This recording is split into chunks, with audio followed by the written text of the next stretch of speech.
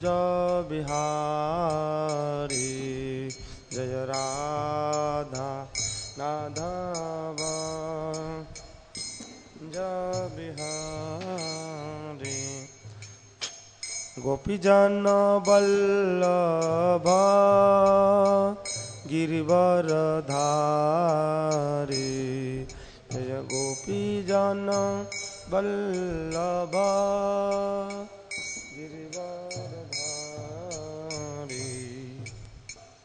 यशोदानंदन ब्रज जन रंजन यशोदानंदन ब्रज जन रंजन यशोदानंदन ब्रज जन रंजन यशोदानंदन ब्रज जन यमुना तीरावनचारी यमुना तीरावनचारी यमुना तीरावनचारी यमुना तीरावन जय राधा माधव कुंज बिहारी जय राधा कुंज बिहारी हरे कृष्णा कृष्णा कृष्णा हरे हरे हरे राम राम राम हरे हरे हरे कृष्णा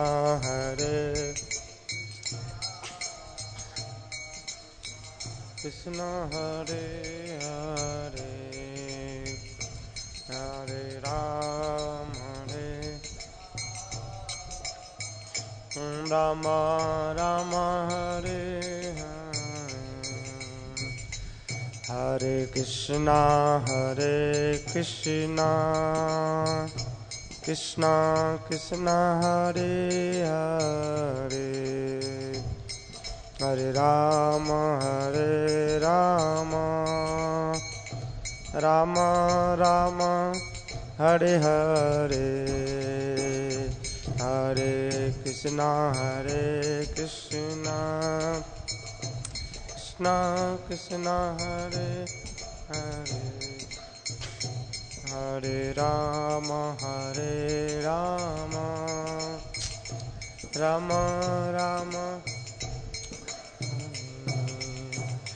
हरे कृष्णा कृष्णा कृष्णा हरे हरे हरे राम राम राम हरे हरे हरे कृष्णा कृष्णा कृष्णा हरे हरे हरे राम राम जय राधा पार्थ सारथी राधा पार्थ सारथी राधा पार्थ सारथी राधे राधा पार्थ सारथी राधा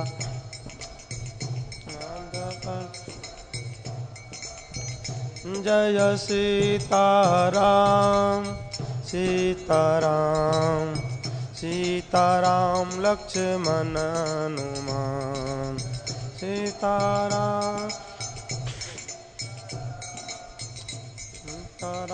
लक्ष्मण जय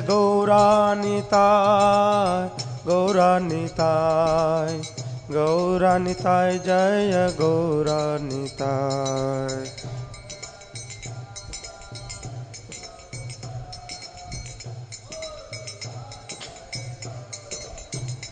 प्रभुपाद प्रभुपाद जय प्रभुपाद।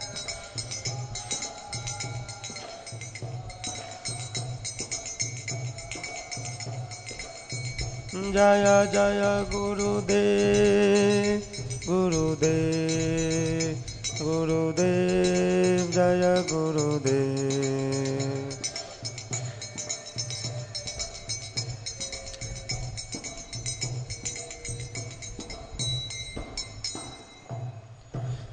जय ओम विष्णुपाद परमहंस परिव्राजकाचार्य स्तोत्र सत श्रीमते श्री भक्तिवेदांत स्वामी श्रील प्रभुपाद की जय। जय ओम विष्णुपाद परमहंस परिव्राजकाचार्य स्तोत्र सत श्रीमद भक्ति सिद्धांत सरस्वती गोस्वामी श्रील प्रभुपाद की जय।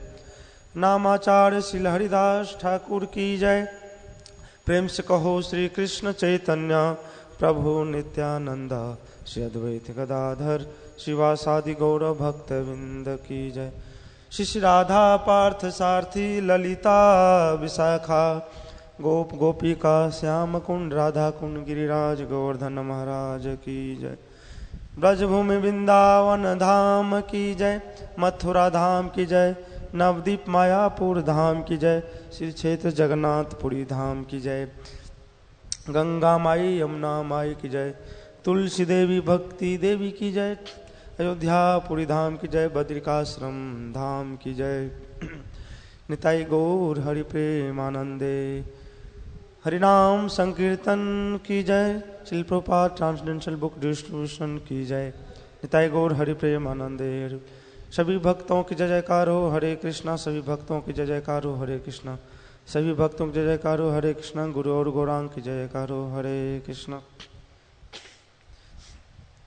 हरे कृष्णा। तो आज के भागवत गीता के प्रवचन में आप सभी का स्वागत है।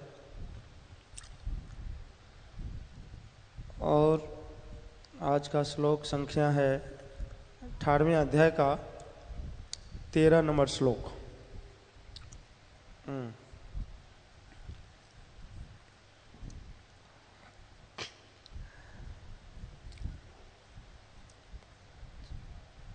पंचेतानि महाबाहो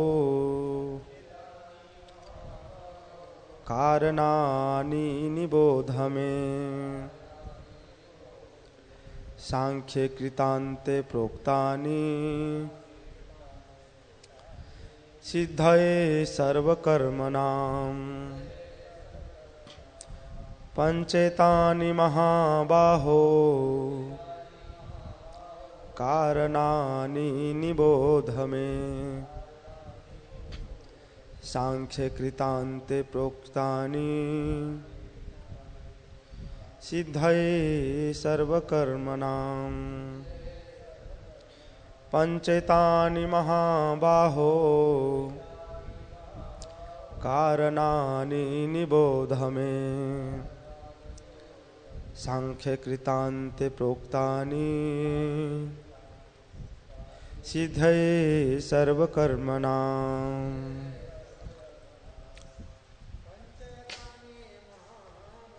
पंचेतानि महाबाहो कर्माणि निबोध मे। सांख्ये कृतान्ति प्रोक्तानि सिद्धये सर्वकर्मणाम्। पंचेतानि महाबाहो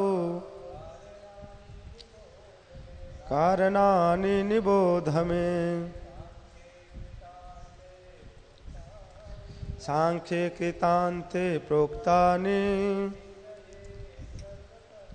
सिद्धये सर्वकर्मणाम्। पंचेतानि महाबाहो कारणानि निबोध मे। सांख्य कृतान्ति प्रोक्तानि सिद्धये सर्वकर्मणाम्। शब्दार्थ। पांच एतानि ये महाबाहो, हे महाबाहो, कारणानि, कारण, निबोध, जानो, मैं मुझसे सांख्य वेदांत में कृत अंते निष्कर्ष रूप में प्रोक्तानि कहा गया, सिद्धये, सिद्धि के लिए, सर्व समस्त कर्मणाम, कर्मों का। अनुवाद श्रील प्रभुपाद के द्वारा श्रील प्रभुपाद की। हे महाबाहु अर्जुन, वेदांत के अनुसार समस्त कर्म की पूर्ति के लिए 5 कारण है। अब तुम इन्हें मुझसे सुनो। तात्पर्य जगतगुरु श्रील प्रभुपाद जी के द्वारा जगतगुरु श्रील प्रभुपाद की। यहाँ पर प्रश्न पूछा जा सकता है कि चूंकि प्रत्येक कर्म का कुछ न कुछ फल होता है, तो फिर यह कैसे संभव है कि कृष्ण भावनामय व्यक्ति को कर्म के फलों का सुख दुख नहीं भोगना पड़ता। भगवान वेदांत दर्शन का उदाहरण यह दिखाने के लिए देते हैं कि यह किस प्रकार संभव है।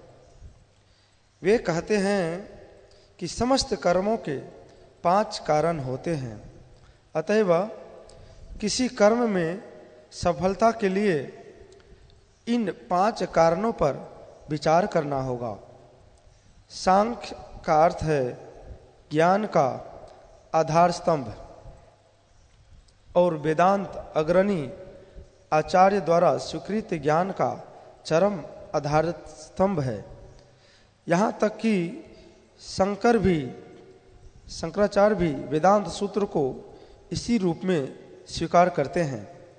अतएव ऐसे शास्त्र की राय ग्रहण करनी चाहिए। चरम नियंत्रण परमात्मा में निहित है। जैसा कि भागवत गीता में कहा गया है, सर्वस्य चाहम हृदय सन्निविष्टो। वे प्रत्येक व्यक्ति को उसके पूर्व कर्मों का स्मरण कराकर किसी न किसी कार्य में प्रवृत्त करते रहते हैं, और जो कृष्ण भावना भावित कर्म यानी अंतर्यामी भगवान के निर्देश अनुसार किए जाते हैं, उनका फल न तो इस जीवन में न ही मृत्यु पश्चात मिलता है। मंगलाचरण अध्याय नंबर 1 से। ओम अज्ञानतिमिरान्धस्य ज्ञानञ्जनशलाकया चक्षुरुन्मीलितं येन तस्मै श्रीगुरवे नमः। श्रीचैतन्यमनोभीष्टं स्थापितं येन भूतले स्वयं रूप कदा मह्यं ददाति स्वपदान्तिकं। वन्देऽहं श्रीगुरो श्रीयुतपदकमलं श्रीगुरून् वैष्णवांस श्रीरूपं साग्रजातं सहगना रघुनाथान्वितं तं सजीवं साद्वैतं सावधूतं परिजन सहितं कृष्ण चैतन्य देवं श्रीराधा कृष्ण पादान् सहगना ललिता श्री विशाखान्वितान् सह।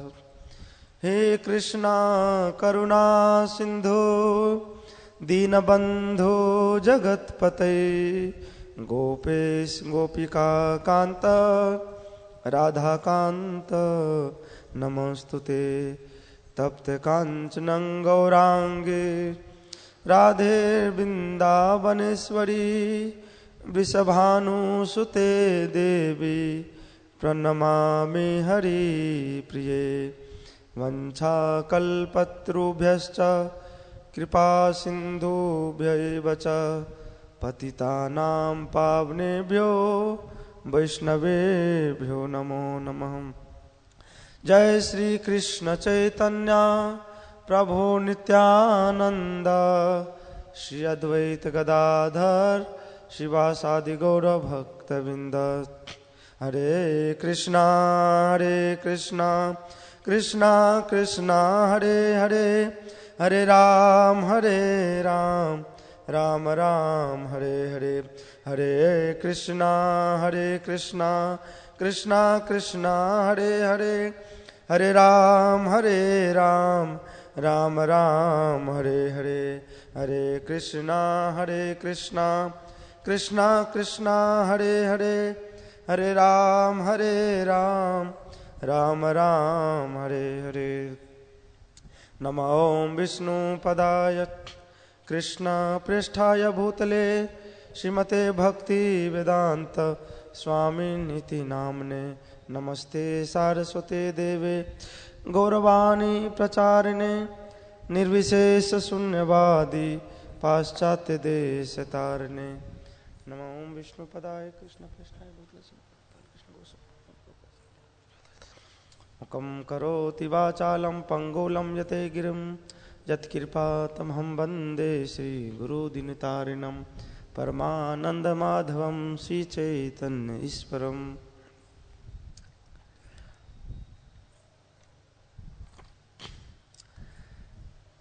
पंचतानि महाबाहो कारणानि निबोध मे, सांख्ये कृतान्ते प्रोक्तानि सिद्धे सर्वकर्मणां।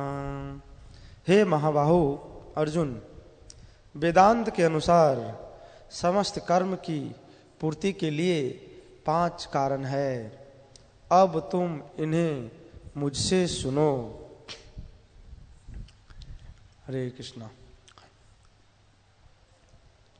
तो भगवान यहाँ पे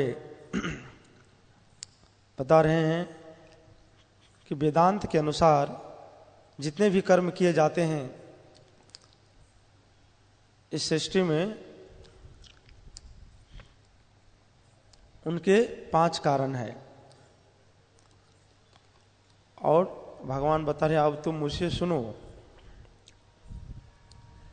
तो पिछले श्लोक में बताया गया था कि यद्यपि त्यागी तथा अत्यागी, त्यागी तथा अत्यागी दोनों प्रकार के लोग कर्म करते हैं। त्याग कर्मफल का त्याग करके भी कर्म करते हैं और कर्मफल की इच्छा से भी कर्म करते हैं। परंतु जो व्यक्ति कर्मफल का त्यागी है, उसे तो अगले जीवन में किसी भी प्रकार का कर्म बंधन नहीं मिलता। तो ये प्लस पॉइंट है, उसको कर्म बंधन नहीं लगता।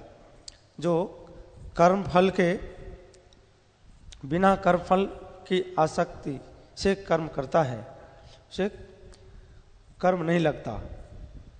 परंतु जो व्यक्ति कर्म फल का त्याग नहीं करता है, उसे क्या करता है? गहना कर्मणा गति। भगवान कि जो ये 3 गुणों के बंधन, रजो तमोगुण और सतोगुण के द्वारा जितने भी कर्म किए जाते हैं उससे बांध देते हैं रस्सी से, और ऐसा बांध देते हैं कि वो जन्म जन्मांतर तक उसी कर्म के अनुसार शरीर परिवर्तित करता रहता है।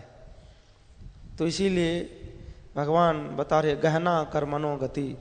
ये जो कर्म का जो बंधन है, कर्म का जो खेल है, बहुत गहन है, बहुत ही सूक्ष्म से सूक्ष्म तरीके से ये है। इसीलिए हम देखते हैं भागवतम के 6ठे स्कंद में यमराज जी बता रहे हैं अपने विष्णु दूतों को कि इस भौतिक संसार में जितने भी लोग हैं वो बिना कर्म किए हुए नहीं रह सकता, बिना कर्म किए हुए नहीं रह सकता है। और कर्म उसको करना ही है, चाहे वो फल त्याग करके करे, चाहे फल को इच्छा लेकर के करे, फल की इच्छा से करे। तो इसमें जो भगवान को समर्पित करके कर्म किया जाता है, ऐसे व्यक्ति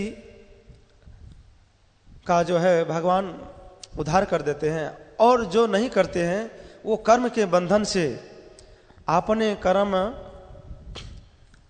कर्मों के द्वारा वो बंध जाते हैं। और यमराज जी बोलते हैं ऐसे लोग दंडनीय है। ऐसे लोगों को क्या है, पुनरपि जननम पुनरपि मरणम पुनरपि जननी जठरे शयनम। इसी कारणवश इसको पुनः जन्म लेना पड़ता है, पुनः मरना पड़ता है। तो ये कर्म का जो गति है बहुत ही सूक्ष्म है। इसीलिए हम चाहे बैठे भी हो, चाहे कुछ कर भी ना रहे हो, कुछ नहीं कर रहे, लेकिन फिर भी मन की जो गति है वो कर्म में हमेशा लगा रहता है, हमेशा लगा रहता है। बिना कर्म किए हुए मन न रह ही नहीं सकता है। तो प्रभु जी बड़ा अच्छा से एक्सप्लेन करके बता रहे हैं। परंतु जो व्यक्ति कर्म फल का त्याग नहीं करता है, उसके लिए कर्म के 3 प्रकार के बंधन होते हैं। उस समय अर्जुन के मन में ये जिज्ञासा हुई थी, उत्पन्न हुई कि क्या कारण है जो व्यक्ति श्री कृष्ण के लिए अपने कर्म फल का त्याग करता है, कि जो व्यक्ति श्री कृष्ण के लिए अपने कर्म फल का त्याग करता है, जो व्यक्ति कृष्ण के लिए अपने कर्म फल का त्याग नहीं करता, उसके लिए अगले जीवन में कर्म के 3 प्रकार का बंधन होता है।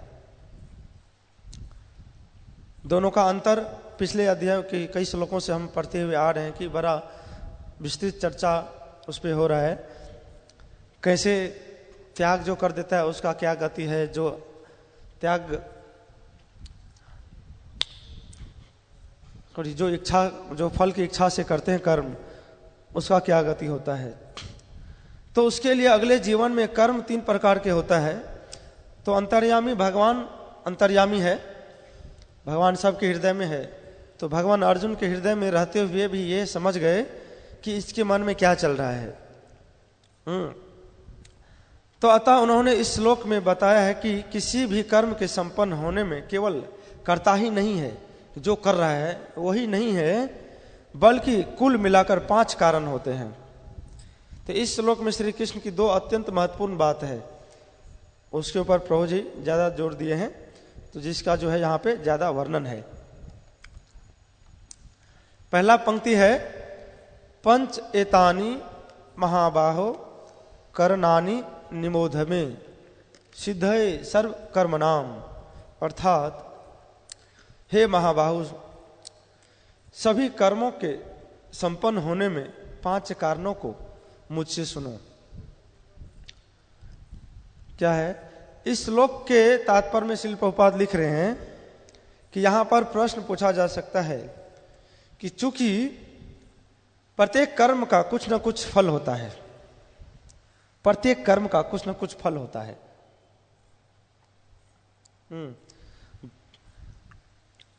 तो फिर यह कैसे संभव है कि कृष्ण भावना भावित व्यक्ति को कर्म के फल का सुख दुख नहीं भोगना पड़ता।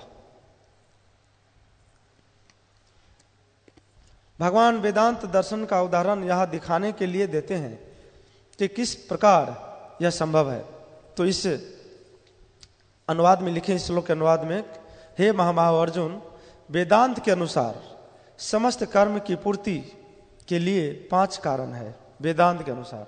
तो भगवान वेदांत दर्शन का उदाहरण यह दिखाने के लिए देते हैं कि किस प्रकार यह संभव है। वे कहते हैं कि समस्त कर्मों के 5 कारण होते हैं, तब किसी कर्म में सफलता के लिए इन 5 कारणों पर विचार करना होगा। तो 5 कारण में एक कारण स्वयं कृष्ण ही है। तो यहां पर श्री कृष्ण बता रहे हैं कि प्रत्येक कर्म के बनने में 5 कारण होते हैं। यद्यपि इसीलिए सर्व कारण कारणम, सर्व कारणों के कारण कौन है? भगवान श्री कृष्ण। कोई भी कार्य करते हैं देखा जाए तो इसीलिए 5 कारण है, उसमें से एक कारण तो जो मेन है वो है भगवान श्री कृष्ण। सर्व कारण कारणम, भगवान श्री कृष्ण। यद्यपि अगले श्लोक में श्री कृष्ण उन 5 कारणों का वर्णन करेंगे, परंतु यह समझने की बात है कि उन 5 कारणों में से जो 5वां कारण है वह श्री कृष्ण ही है, भगवान श्री कृष्ण खुद है। इसका अर्थ यह, यदि पहले के 4 कारणों के होते हुए भी 5वां कारण अर्थात श्री कृष्ण नहीं चाहते हैं कि कर्म बने, तो वह कर्म नहीं बन सकता। 5 कारण अगर चाहते हैं कि कर्म ना बने तो कर्म नहीं बन सकता। इसका एक बहुत अच्छा उदाहरण है, महाभारत में आता है। जब भगवान शांति दूत बन करके जाते हैं, कहाँ? हस्तिनापुर। और हस्तिनापुर जब जाते हैं भगवान, क्योंकि पहले बलराम जी को भेजते हैं, लेकिन वो उसको पता है कि मैं जाऊंगा कुछ उल्टा सीधा बोलेगा ये लोग, तो मैं कुछ उल्टा सीधा क्या सब किसी को छोड़ूंगा नहीं, मार पीट दूंगा। तो इसलिए कन्हैया तुम जाओ, हाँ तुम संयमी हो, सब कुछ सारा गुण तुम्हारे अंदर है, तुम्हारे जैसा व्यक्ति ही शांतिदूत बन सकता है। तो शांतिदूत बन करके भगवान श्री कृष्ण खुद गए। कैसे कारण है 5वां कारण, इससे हमें समझ में आ जाएगा। तो भगवान जब शांतिदूत बन करके जाते हैं तो वहां पे सभा में भगवान को आमंत्रित करते हैं और भगवान बताते हैं कि देखो दुर्योधन, ये जो है हम तो युद्ध नहीं करना चाहते, हम युद्ध नहीं करना चाहते। अच्छा है अब 12 साल वनवास, 1 साल अज्ञातवास पांडवों को मिल गया है, लेकिन अब क्या है कि अभी ये हस्तिनापुर भी वो तो देना नहीं चाहता था, इंद्रप्रस्थ भी। तो बोले देखो कम से कम 5 गांव दे दो और 5 भाई एक एक गांव में जो है गुजारा कर लेगा, उसी से खुश हो जाएंगे, वो खुश हो जाएंगे, तो तुम 5 गांव दे दो। तो भगवान बाहरी रूप से दुर्योधन को समझा रहे हैं कि हम युद्ध नहीं करना चाहते हैं। हालांकि भगवान चाहते थे कि युद्ध हो और जितने भी ये राक्षस प्रवृत्ति के लोग हैं, जो अधर्मी लोग हैं, सबका नाश हो। भगवान धर्म का संस्थापना करने आए थे, तो वो होना ही था। लेकिन भगवान बाहरी रूप से दिखा रहे हैं कि मैं युद्ध नहीं करना चाहता, इसलिए 5 गांव दे दो, और क्या है 5 गांव से ही 5 पांडव संतुष्ट हो जाएंगे, इससे युद्ध भी टल जाएगा। तो एक रूप से तो भगवान बाहरी रूप से तो दुर्योधन के सामने हैं, और आंतरिक रूप से दुर्योधन के भीतर परमात्मा रूप में उसको ये उकसा रहे हैं भगवान अंदर ही अंदर कि नहीं, मैं 5 गांव तो क्या, सुई के बराबर नोक, जो सुई ऊपर से जब गिरता है, एक नोक जमीन के ऊपर, छोटा सा नोक सोचिए, उस नोक के बराबर भी जमीन में नहीं दूंगा, सुई के नोक के बराबर भी जमीन में इसको नहीं दूंगा पांडवों को। तो भगवान आंतरिक रूप से अंदर से दुर्योधन को यह प्रेरणा दे रहे थे कि मैं 5 गांव तो क्या, सुई के बराबर, नोक के बराबर जो है जमीन भी नहीं दूंगा। तो जब भगवान, जब यहाँ पे ये सारी लीलाएं हो गई भगवान के शांति दूत का, जब भगवान गए तो कुछ टाइम के बाद दुर्योधन से पूछा गया था कि दुर्योधन की संधि कर लेनी चाहिए थी, भीष्म पितामह सब बता रहे थे। तो उनको, दुर्योधन को लगा कि पता नहीं क्यों मेरे अंदर से ऐसा आ रहा था कि नहीं ये ठीक नहीं है, हमें जो है अंदर से कोई बोल रहा था ऐसा कि 5 गांव नहीं दूंगा, पूरा ये युद्ध हो के ही रहेगा, और 9 के बराबर जमीन भी नहीं दूंगा। तो जो भगवान चाहते हैं, सर्व कारण कारणम है, जो भगवान चाहते हैं मारना सबको, तो बचा कौन सकता है इसको? अगर भगवान बचाना चाहते हैं 5 पांडवों को, तो मार कौन सकता है इसको? राखे कृष्ण मारे के, मारे कृष्ण राखे के। तो इससे ये पता चलता है कि सर्व कारण कारणम, भगवान हर एक कारणों के कारण है, एक मुख्य कारण है। तो इसका अर्थ यदि पहले 4 कारणों के होते हुए भी 5वां कारण अर्थात श्री कृष्ण नहीं चाहते हैं कि कर्म बने, तो वह कर्म नहीं बन सकता। गीता के 15वें अध्याय के तात्पर्य में श्रील प्रभुपाद लिखते हैं कि जीवात्मा की कर्म करने की इच्छा अवश्य होती है, परंतु उसके अंदर कर्म करने की शक्ति नहीं। तो दुर्योधन को भगवान ऐसा प्रेरणा दिए अंदर से, और बाहर से दिखा रहे थे कि मैं शांति दूत लेके आया हूं, शांति का संदेश, और भीतर से युद्ध चाहते थे भगवान। और यही वो समय था कि हर जगह से सबको एकत्रित करके मारा जाए। और जैसा कि भगवान यहाँ बता रहे हैं भगवद गीता के 15वें अध्याय के 15वें श्लोक में, सर्वस्व चाहम हृदय सन्निविष्ट हो, मैं सबके हृदय में विद्यमान हूं। मत्ता स्मृति ज्ञान अपोहनम च, मुझसे ही क्या है उसको विस्मृति होता है और स्मृति होता है, भूलता भी है और याद भी दिलाता हूं। तो उसके तात्पर्य में लिखते हैं, श्लोक के तात्पर्य में प्रभुपाद जी कि जीवात्मा की कर्म करने की इच्छा अवश्य होती है, परंतु उसके अंदर कर्म करने की शक्ति नहीं है। जिस समय श्री कृष्ण उसके हृदय में स्थित परमात्मा के रूप में कर्म करने की अनुमति देते हैं, उसके हृदय में स्थित परमात्मा के रूप में जब कर्म करने की अनुमति देते हैं, जिस समय उस समय वह कर्म कर पाता है। इसलिए बोलते हैं ना कि भगवान के बिना एक पत्ता भी नहीं हिलता, भगवान की इच्छा के बिना पत्ता भी नहीं हिलता है। तो जब तक उस समय कर्म कर पाता है, जब भगवान नहीं चाहते हैं तब तक कर्म नहीं कर पाते हैं हम लोग। यह अब बात जीव श्री कृष्ण, अब यदि जीव श्री कृष्ण की इच्छा के अनुसार कर्म करता है तो श्री कृष्ण इतने प्रसन्न होते हैं, क्योंकि उसके कर्म का बंधन नहीं होता। भगवान जब बोलते हैं कुछ कि ये करो, तो उससे क्या है ज्यादा प्रसन्न होते हैं भगवान, अगर हम वो करते हैं जो भगवान बोलते हैं। परंतु यदि वह श्री कृष्ण की इच्छा के विपरीत कर्म करना चाहता है तो श्री कृष्ण उसे शर्त पर अनुमति देते हैं कि जीव को अपने कर्म के क्या है अनुसार शुभ या शुभ बंधन प्राप्त होगा। अगर तुम मेरे कहे अनुसार तुम ये काम नहीं करोगे, जीवन यापन नहीं करोगे, तो क्या है फिर इसके विपरीत कर्म, जो कर्म का बंधन लगेगा, उसका फल भुगतने के लिए तैयार रहो। तो भगवान ये भी फिर चेतावनी दे देते हैं। श्री कृष्ण जीव के ऐसे कर्मों के लिए उत्तरदायी नहीं होंगे। जो भगवान के बताए अनुसार अगर कोई जीव ऐसा कार्य नहीं करता है, तो उल्टा कर्म करता है, तो उसका जिम्मेदारी वो खुद होगा। लोग आजकल बोलते हैं कि जी भगवान ही के द्वारा सब कुछ होता है, तो हम तो गलत काम करते हैं, वो तो भगवान ही करवाते हैं। अरे यहाँ पे भगवान स्पष्ट बोल रहे हैं कि सही काम भगवान करवाते हैं, गलत काम नहीं करवाते हैं हमेशा। तो विपरीत जो इच्छा होती है शास्त्रों के विपरीत, तो वो तीनों गुणों के अंतर्गत हमारा क्या है लोभ वशीभूत हो करके, जैसे शास्त्रों में गीता में ही बताया गया है कि तीन कारण है नरक का द्वार है, क्या है काम, क्रोध और लोभ।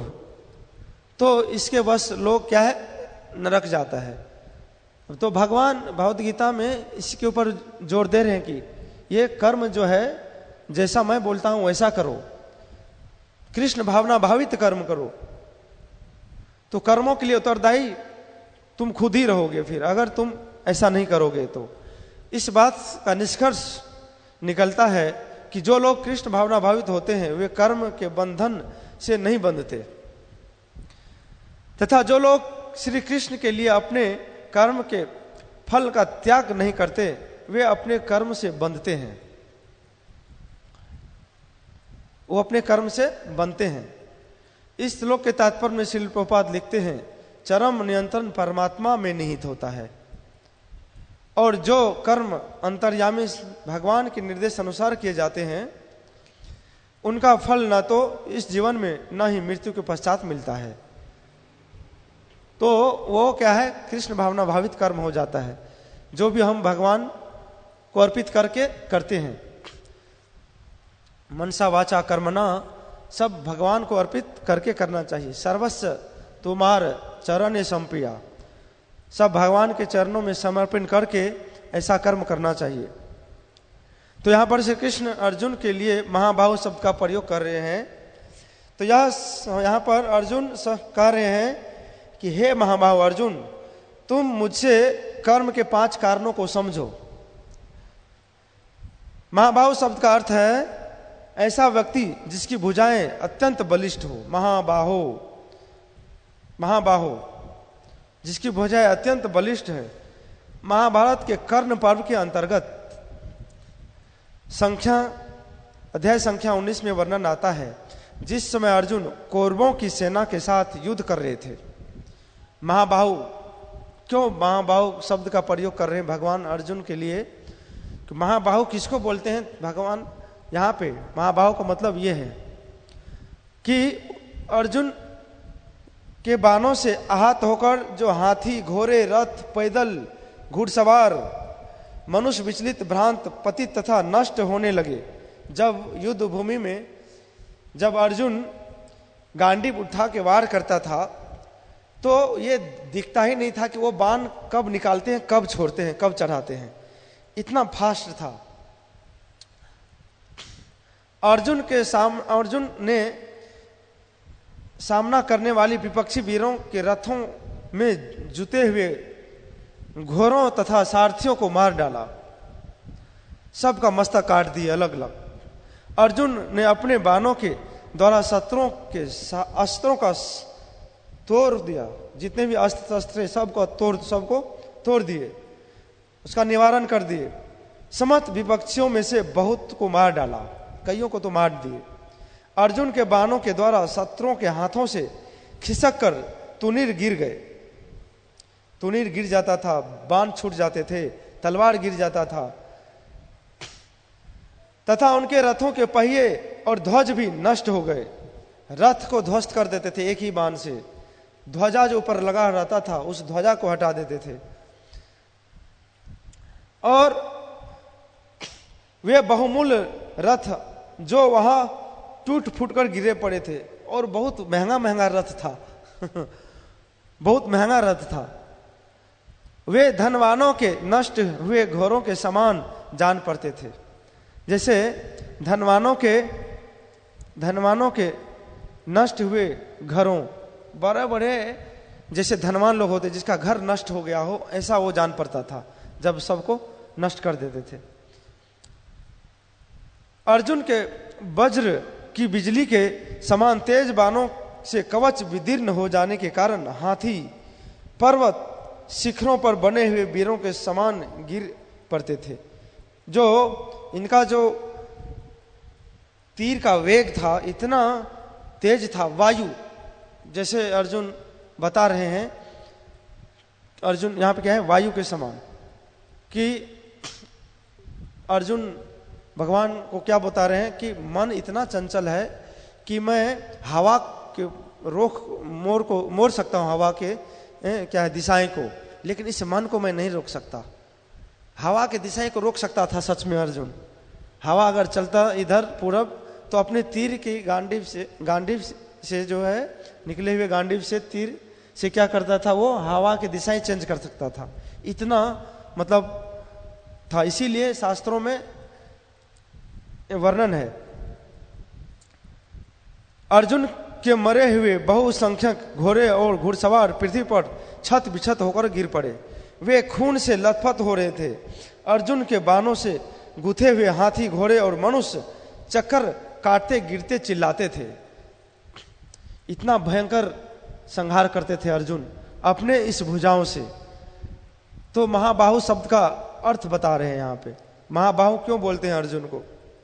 अर्जुन ने अपने तीखे बाणों के द्वारा शत्रुओं को छिन्न भिन्न कर डाला। उस रणभूमि में किसी ने यह नहीं देखा कि अर्जुन कब बाण लेते हैं, कब छोड़ते हैं, कब चलाते हैं, कब उनका संधान करते अथवा कब उन्हें छोड़ते हैं। केवल उनके द्वारा शीघ्रतापूर्वक मारे गए सैनिक ही दिखाई देते थे। सिर्फ क्या दिखाई देता था? सिर्फ सामने वाला व्यक्ति मर गया। कब मर गया, कैसे मर गया पता नहीं, कब तीर निकाला, कब गांडीव पे चढ़ाया, कब छोड़ा, ये दिखाई नहीं देता था। सिर्फ ये दिखाई देता था कि सामने वाला व्यक्ति मर गया इतना प्रचंड वेग था उनके बाहुबल का। केवल उनके द्वारा शीघ्रतापूर्वक मारे गए सैनिक ही दिखाई देते थे। तो यहां पर श्री कृष्ण अर्जुन के लिए महाबाहु शब्द का प्रयोग कर रहे हैं, महाबाहु। तो ये है महाबाहु का एक अर्थ, महाबाहु। अर्जुन अपनी शक्ति से कर्म के बंधन को नष्ट नहीं कर सकते। कितने कर्म कर रहे हैं अर्जुन, कितना कर्म कर रहे हैं, एकदम सबको मार रहे हैं, सबको मार रहे हैं। लेकिन कितना भी बलिष्ठ क्यों ना हो, जो ये कर्म कर रहा है, जो कर्म के बंधन में जो ये फंस रहे हैं, ये अपने शक्ति से नष्ट नहीं कर सकता। कैसे हो सकता है? तो यहां पर श्री कृष्ण अर्जुन को महाबाहु शब्द से संबोधित करके कहना चाहते हैं कि अर्जुन इतने महाबाहु है, इतने बलिष्ठ है, लेकिन फिर भी ये जो कर्म कर रहा है, उस कर्म के बंधन में जो ये बनता हुआ जा रहा है, तो इसमें ये अपने शक्ति से भी ये नहीं इसको काट सकते, कर्म के बंधन को। यहां पे सिर्फ जब तक ये भगवान के लिए नहीं करेंगे, हालांकि भगवान के इच्छानुसार ही कर रहे हैं, भगवान के लिए कर रहे हैं, भगवान की खुशी के लिए कर रहे हैं, तो यहां पे समझने की बात यह है कि अगर हम कितना भी बलिष्ठ क्यों ना हो, जैसे यहां पे महाबाहु शब्द से हम समझ सकते हैं, तो हम अपने बल से अपने कर्म के जो फल है उसको हम नहीं काट सकते, उससे हम नहीं छुटकारा पा सकते। बलिष्ठ भुजाओं के द्वारा शत्रुओं की सेना का विनाश कर सकते हो, परंतु तुम्हारे पास फिर भी ऐसी शक्ति नहीं है कि तुम कर्म के बंधन को नष्ट कर सके, अपने ही कर्म के बंधन को नष्ट कर सके, तुम्हारे पास ऐसा शक्ति नहीं है। तो कर्म बंधन को नष्ट करने के लिए यह आवश्यक है कि व्यक्ति अपने कर्मों को फल, जितने भी कर्मों का फल है, मुझे अर्पित करे। भगवान बता रहे हैं कि मुझे अर्पित करके करो। मामनुस्मर युद्ध च, मेरे स्मरण क्या है, मेरा स्मरण करते हुए है तुम अपना युद्ध करो, मुझे स्मरण करते हुए अपना कर्म करो। तो अर्जुन, हे अर्जुन, तुम मुझसे यह जानो, यहां पे बता रहे हैं। तो यहां पर श्री कृष्ण अर्जुन से कह रहे हैं कि हे अर्जुन, तुम कर्मों के 5 कारणों को मुझसे जानो। तो 10वें अध्याय के 14 नंबर श्लोक में अर्जुन ने कहा था कि हे कृष्ण, आप मुझसे जो कुछ भी कहते हैं उसे मैं सत्य मानता हूं। भगवान जो कुछ भी कह रहे हैं उसे सत्य मान रहे हैं। 10-14 के तात्पर्य में श्रील प्रभुपाद लिखते हैं कि भगवद गीता श्री कृष्ण की वाणी है। चूंकि यह श्री कृष्ण का तत्व विज्ञान है, अतः इसे श्री कृष्ण से ही समझना चाहिए, श्री कृष्ण से ही समझना चाहिए, जैसा कि अर्जुन ने किया। हमें चाहिए कि श्री कृष्ण को यथा रूप में समझने के लिए हम अर्जुन के पद चिन्हों का अनुसरण करें। तो भगवत गीता पढ़ना भगवान डायरेक्ट, भगवान के मुखारबिंद से निकला हुआ शब्द है ये, और भगवान का आज्ञा है इसके अंदर। भगवान जैसा इसमें बता रहे हैं वैसा ही हमें कर्म करना चाहिए। तो ये इसीलिए इस भगवत गीता को मैनुअल बताया गया है, मनुष्य जीवन का मैनुअल। जैसा हम लैपटॉप, नया नया लैपटॉप खरीदते हैं या मोबाइल खरीदते हैं, उसको चलाने के लिए कैसे चलाना है, नहीं चलाना है, वो अगर हम गलत तरीके से चलाएंगे उसको तो क्या है, खराब हो जाएगा। वैसे ही इस मनुष्य शरीर को कैसे अच्छे ढंग से व्यवस्थित करते हुए चलाना है, उसको चलाने के लिए भगवान ने ये भगवद गीता रूपी शास्त्र दिए हैं। अगर इसको हम पढ़ते हुए हम इसको चलाएं तो सही ढंग से चलेगा। अगर नहीं चलेंगे भगवान के कहे हुए अनुसार, हम अपने मन मनोरथे न धावती बही, हम अपने मनों के रथ के ऊपर सवार हो करके अगर हम ऐसा कोई भी कर्म करेंगे तो क्या है, फिर आजकल के समाज में जितने भी बाबा लोग हैं जो कथा कर रहे हैं, व्यास आसन पे बैठ करके भी वो मनोरथे न दावती बही, अपने मन रूपी रथ के ऊपर बैठ करके ही सवारी कर रहा है। वो भगवान जो बोल रहे हैं वो नहीं आगे रख रहे हैं, सोशल मीडिया पे बहुत कुछ ऐसा आजकल चल रहा है। तो इसीलिए हमें अपने मन के रथ के ऊपर बैठना नहीं है। जो भगवान बोल रहे हैं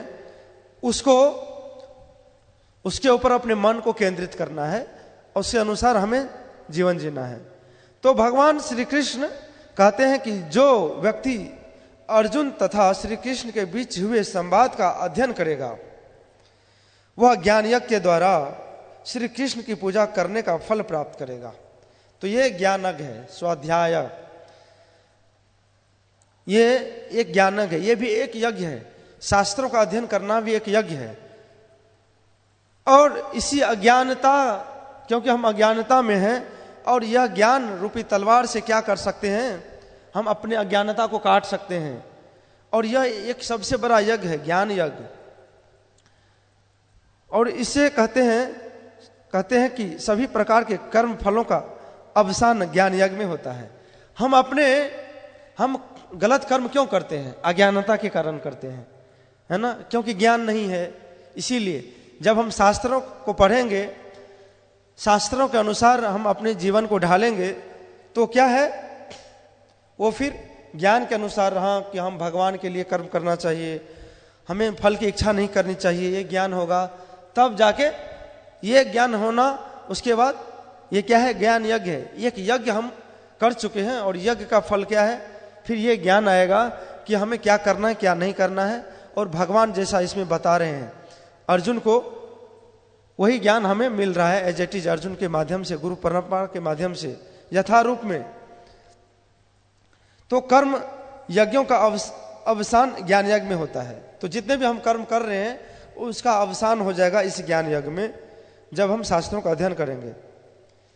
तो इस श्लोक के तात्पर्य में प्रभुपाद जी लिख रहे हैं कि समस्त यज्ञों का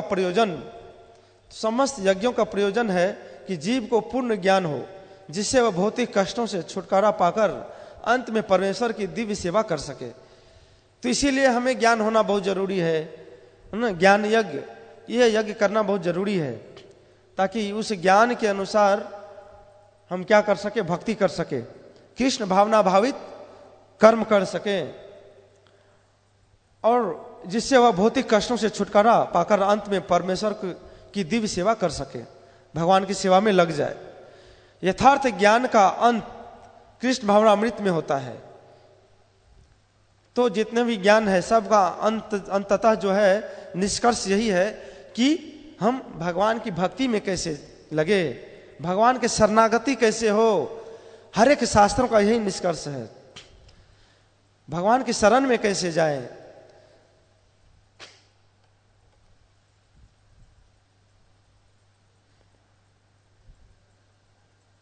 तो एक दोहा मुझे याद आ रहे हैं, बड़ा अच्छा है, कि मैं सुन रहा था एक कथा गोपी गीत के प्रसंग में, कि गोपियां को बोलते हैं कि कन्हैया को छोड़ दो, कन्हैया को छोड़ दो। तो बोलते हैं नहीं हम नहीं छोड़ेंगे उसको। क्यों बोलते हैं, घर त्यजू, हाँ, घर त्यजू ब्यार, ये घर बार सब त्याग दूंगी, हाँ, कहिया और सुनैया त्यजू, कहने और सुनने वालों को भी त्याग दूंगी, हाँ, बाप और भैया त्यजू, बाप को त्याग दूंगी, भैया को त्याग दूंगी, मैया को त्याग दूंगी, दैया को त्याग दूंगी, लेकिन ये ज्ञान हो गया गोपियों को, पर कन्हैया को नहीं त्यागूंगी। तो कन्हैया नहीं त्यागूंगी, तो ये ज्ञान हो गया। हालांकि ये ज्ञान ही क्या है, कृष्ण भावना भावित का एक ही ज्ञान, कि कन्हैया को नहीं छोड़ना है, भगवान को नहीं छोड़ना है, परम भगवान श्री कृष्ण है। एक प्रभुपाद जी के समय में एक छोटी बच्ची थे, जैसा कि हम सब जानते हैं, छोटी बच्ची से पूछे थे कि भगवान कौन है, तो वो बोल दिए, सीधा बोल दिए, सुप्रीम पर्सनैलिटी ऑफ गॉड है श्री कृष्ण है, भगवान श्री कृष्ण परम भगवान है? सरस्वती नामक एक बच्ची थी, उनसे पूछे। तो ये ज्ञान है। तो परमेश्वर का दिव्य सेवा कर, और ये ज्ञान के कारण भगवान के सेवा में लग सकते हैं। तो ये यथार्थ ज्ञान है। यथार्थ ज्ञान का अंत कृष्ण भावना मृत में होता है, जो दिव्य ज्ञान की सर्वोच्च अवस्था है। यही दिव्य ज्ञान है, यही सर्वोच्च अवस्था है। गीता महात्मा में भी लिखा है कि जिस समय श्री कृष्ण अर्जुन के सारथी का कार्य कर रहे थे, उस समय उन्होंने अर्जुन को गीता के रूप में अमृत प्रदान किया था। इस प्रकार उन्होंने तीनों लोगों का उपकार किया है। गीता के ज्ञान के द्वारा श्री कृष्ण ने अर्जुन को जिस प्रकार प्रबुद्ध किया, बुद्धि दिए, भगवान प्रबुद्ध कर दिए बुद्धि के द्वारा अर्जुन को, और उसमें भक्ति का परम तत्व समाया हुआ है। तो यहाँ पर श्री कृष्ण अर्जुन से कह रहे हैं कि हे अर्जुन, तुम मुझसे कर्मों के 5 कारणों के विषय में सुनो, जो कि 5वां कारण भगवान श्री कृष्ण है। श्लोक की दूसरी शिक्षा के अनुसार शब्द है सांख्य कृतांते प्रोक्तानी, अर्थात कर्मों के 5 कारण सांख्य सिद्धांत में कहे गए हैं। कर्मों के 5 कारण सांख्य सिद्धांत में कहे गए हैं। इस श्लोक के तात्पर्य में श्रील प्रभुपाद लिखते हैं, सांख्य का अर्थ है ज्ञान का आधार स्तंभ और वेदांत अग्रणी आचार्यों द्वारा स्वीकृत ज्ञान का चरम आधार स्तंभ है। यहां तक कि आचार्य शंकर भी वेदांत सूत्र को इसी रूप में स्वीकार करते हैं, शंकराचार्य भी इसी रूप में स्वीकार करते हैं। अतएव ऐसे शास्त्र की राय ग्रहण करनी चाहिए। भागवत के पहले स्कंद के 5वें अध्याय के 4 नंबर श्लोक में के तात्पर्य में श्रील प्रभुपाद लिखते हैं, वेदांत सूत्र या ब्रह्म सूत्र का संकलन श्री व्यासदेव ने किया है और वह विश्व की सर्वाधिक सम्मानित दार्शनिक व्याख्या मानी जाती है, जो व्यासदेव जी ने किया है। पूरे विश्व की सम्मानित दार्शनिक व्याख्या मानी जाती है, जिसमें विषय को समेटा गया है और इसकी प्रतिपादन शैली पांडित्यपूर्ण है, बहुत ही अच्छे तरीके से उसको समझाया गया है। अतएव व्यासदेव के दिव्य पांडित्य के विषय में संदेह करने का प्रश्न ही नहीं उठता। तो गीता के 13वां अध्याय के 5वें श्लोक में तात्पर्य में लिखते हैं, उसके तात्पर्य में श्री कृष्ण के अतिरिक्त व्यासदेव जो वेदांत सूत्र के रचयिता है, महान ऋषि है और वेदांत सूत्र है में द्वैत तथा भली भांति व्याख्या हुई है। क्या द्वैत की भली भांति व्याख्या हुई है वेदांत सूत्र में। तो यहां पर समझने की बात है कि श्री कृष्ण ने कर्मों के 5 कारणों में से एक कारण जीवात्मा को माना है। एक कारण जीवात्मा भी है, दूसरा कारण परमात्मा है जो सबके हृदय में स्थित है, परमात्मा। तथा यहां पर श्री कृष्ण कह रहे हैं कि वेदांत सूत्र में भी इन 5 कारणों का वर्णन हुआ है। तो वेदांत सूत्र में भी इसका वर्णन हो चुका है, इसीलिए यहां पे भगवान बता रहे हैं, हे महाबाहो अर्जुन, वेदांत के अनुसार समस्त कर्म की पूर्ति के लिए, वेदांत शब्द का प्रयोग भगवान कृष्ण कह रहे हैं यहाँ पे, समस्त कर्म की पूर्ति के लिए 5 कारण है, अब तुम इन्हें मुझसे सुनो। तो वेदांत सूत्र में भी 5 कारणों का वर्णन हुआ है। तो इसका अर्थ है कि श्री कृष्ण वेदांत सूत्र को मान्यता प्रदान कर रहे हैं। तो श्रीमद् भागवत वेदांत सूत्र का स्वाभाविक भाष्य है। तो श्रीमद् भागवतम जो है, जो वेदांत जो सूत्र है, उसका जो भाष्य क्या है, श्रीमद् भागवतम है। तो यहां पर श्री कृष्ण कह रहे हैं कर्मों के 5 कारणों का वर्णन वेदांत सूत्र में किया गया है। गीता के 5:15 में सर्वस्व चाहम हृदय सन्निविष्टो में श्री कृष्ण कहते हैं, उन्होंने ही व्यासदेव के रूप में वेदांत सूत्र की रचना की है। भगवान बता रहे हैं मैंने ही वेदांत सूत्र की रचना की है। उस श्लोक के तात्पर्य में प्रभुपाद जी लिखते हैं, व्यासदेव द्वारा श्रीमद् भागवत के रूप में किया गया वेदांत सूत्र का भाष्य वेदांत सूत्र की वास्तविक सूचना प्रदान करता है। वास्तविक सूचना, भाष्य वेदांत सूत्र की वास्तविक सूचना है श्रीमद् भागवतम। तो इसीलिए हमें भागवत में रुचि लेनी चाहिए। यहाँ पे भगवान बता रहे हैं कि 5 कारण क्या है, उसमें से एक कारण भगवान श्री कृष्ण है, जीवात्मा है, परमात्मा है। आगे और भी बताएंगे। तो हम प्रभु जी से प्रार्थना करते हैं कि इसके ऊपर विशेष रूप से समझाएं। हरे कृष्णा, धन्यवाद। तो आज के श्लोक में भगवान कह रहे हैं कि 5 कारण हैं। कोई भी कर्म आप करते हैं तो उसका बंधन बनता है, लेकिन बंधन तभी बनता है, कर्म का बंधन तभी बनता है जब 5 कारण हो। तो 5 कारण जब होंगे तभी कर्म का बंधन बनेगा, और नहीं तो कर्म का बंधन नहीं बनेगा। जैसे गाड़ी है, आपकी गाड़ी, कार है, तो चलने के लिए भी कई कारण होते हैं। पेट्रोल भी होना चाहिए। अगर सब कुछ ठीक है, पेट्रोल नहीं है तो गाड़ी नहीं चलेगी। और पेट्रोल भरा है लेकिन टायर में हवा नहीं है तो भी गाड़ी नहीं चलेगी। और टायर में भी हवा है, पेट्रोल भी है, तो भी उसमें कुछ और भी कई चीज़ें होती हैं कि अगर वो उसमें कहीं कोई कमी रही तो गाड़ी नहीं चलेगी। तो उसी प्रकार से कर्म का बंधन अगर बनता है तो वो 5 कारणों से बनता है। तो उनमें जो 5वें कारण है वो कृष्ण है ना, देवम चैवात्र पंचमम। तो कृष्ण जो है अगर चाहें तो कर्म को जला डालेंगे। तो ब्रह्म संहिता में कहा गया है, यस्तुन्द्र गोप मथवेन्द्र महोशु कर्म बंधानुरूप फल महाजन मातनोति कर्माणु निर्दहति कर्माणि निर्दहति किंतु च भक्ति भाजाम गोविंद मादि पुरुषम तमहम भजामी। कि चाहे इंद्र हो चाहे इंद्र गोप हो। इंद्र गोप जो है एक छोटा कीड़ा होता है, बरसात में होता है, इंद्र गोप कीड़ा है। और इंद्र कहाँ तो देवताओं के राजा इंद्र हैं और कहाँ एक कीड़ा इंद्रगोप। तो इंद्रगोप से लेकर के इंद्र तक जितने भी जीव हैं, मतलब छोटे छोटे कीड़े से लेकर के और इंद्र तक जितने भी जीव हैं, बंधान रूप फल महाजन मातन होती, अपने कर्म के बंधन के अनुसार फल प्राप्त करते हैं। कोई नहीं छूटता कर्म के बंधन से।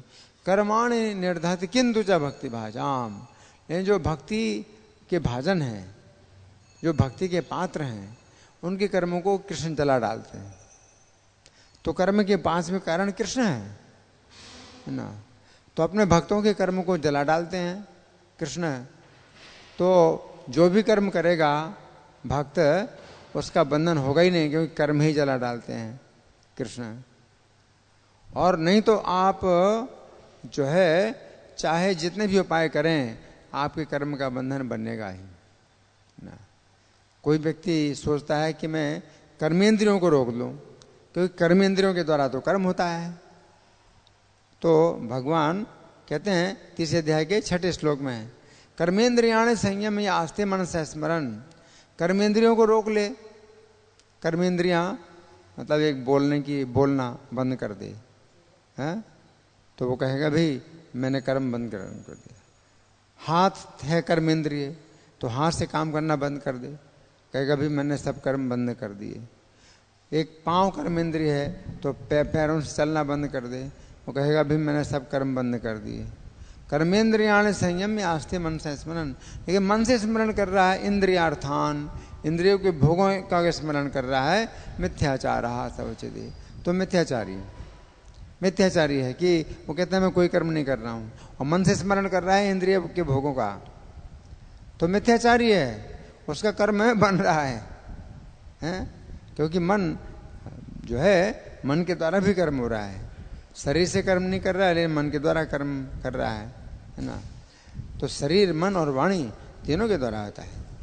अगर कोई व्यक्ति शरीर से कर्म नहीं कर रहा है, वाणी से कर्म नहीं कर रहा है, तो भी अपने मन के द्वारा वो कर्म कर रहा है, कि मन से इंद्रिय के विषयों का चिंतन करता है ना। तो मिथ्याचारी है। मिथ्याचारी का मतलब सोचता तो है कि मैं कोई कर्म नहीं कर रहा हूँ, इसलिए मुझे कोई बंधन, कर्म का बंधन ही नहीं होगा, लेकिन उसका कर्म जो है वो हो रहा है, चल रहा है, और वो जो है मिथ्याचारी है। तो कभी भी जो है कोई व्यक्ति अपने कर्म के बंधन से नहीं छोड़ सकता, चाहे वो हजारों प्रयास कर ले। लेकिन कृष्ण के लिए, कृष्ण की प्रसन्नता के लिए अगर कोई व्यक्ति कर्म कर रहा है, तो सब सर्व कर्मान्य पिछादा कुर्बाणों मत पास रहेगा। सब कर्मों को करते हुए भी मेरे आश्रय में मत प्रसादात, मेरी प्रसन्नता से, मत प्रसादात आपनोति शाश्वतम फलम अव्ययम, शाश्वतम पदम अव्ययम। तो मेरी प्रसन्नता से शाश्वत पद प्राप्त कर लेता है, शाश्वतम पदम अव्ययम, अविनाशी पद प्राप्त कर लेता है। तो कृष्ण को प्रसन्न करना है। तो 5 कारण में से केवल एक कारण कृष्ण है। अगर वो जो है चाहें तो आपके कर्म को जला डालेंगे, तो आप जितने भी कर्म करते रहेंगे वो जलाते रहेंगे आपके कर्मों को। तो बंधन होगा कहाँ से? कर्म ही जला दें कृष्ण, तो कहाँ से बंधन होगा? और नहीं तो आपके पास कोई शक्ति नहीं कि आप कर्म को जला पाएंगे। तो इसलिए वो जो है कर्म आपका बनेगा और आपको उनमें बंधना पड़ेगा। धन्यवाद। ग्रंथराज श्रीमद् भगवद गीता की जय, श्रील प्रभुपाद की जय, राधा पार्षार्थी ललिता विशाखा गौरनिताई, सीताराम लक्ष्मण हनुमान की जय हो। हरे कृष्णा।